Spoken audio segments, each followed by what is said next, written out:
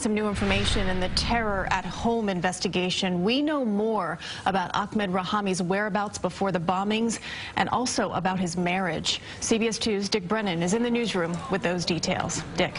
Well, Christine, law enforcement sources say Rahami's wife arrived in the U.S. last night. Investigators have learned it was an arranged marriage. In the meantime, a woman from Edison, who is the mother of Rahami's child, issued a statement here. In a letter released by her attorney, Maria Mina says she was shocked and appalled by the bombings and offered prayers to the victims. And she added, Ahmed Rahami and I have a child together, but neither my child nor I have had any physical contact with him in more than 2 years. Law enforcement sources tell CBS News that Rahami may have been casing the Chelsea neighborhood 2 days before the bombing, but right now it's not clear to investigators if he was part of a terror cell or someone who may have been inspired. We don't have specific evidence of a cell. We are concerned to know if there's other people. We just don't have a final answer on that yet. Authorities are also looking for a possible bomb factory and have found residue in a location in Perth Amboy.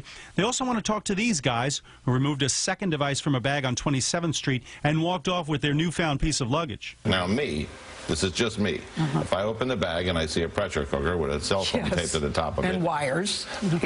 I'm probably going to leave it. But these guys take the pressure cooker out, put it down. They don't seem to pay much attention to it, and they walk away. Investigators are also poring over a bullet-pierced, blood-stained notebook found on Rahami when he was arrested, where he names Osama bin Laden. It's almost like a confession when you read it. He talks about wanting to set off bombs in the streets of New York. He talks about wanting to set off explosive devices before a 5K run. There are also new reports raising questions about whether the FBI did enough to investigate Rahami after he returned from Pakistan. There's 1,000 of these reports to check out this guy or check out that guy that come in every year. And there's also limits, legal limits and limits within the Department of Justice guidelines and the NYPD guidelines about how long you can investigate someone based on something somebody said without evidence of a crime. Now, CBS News also reports the FBI thought they had Rahami under surveillance Sunday night, and they feared he was trying to flee in a car.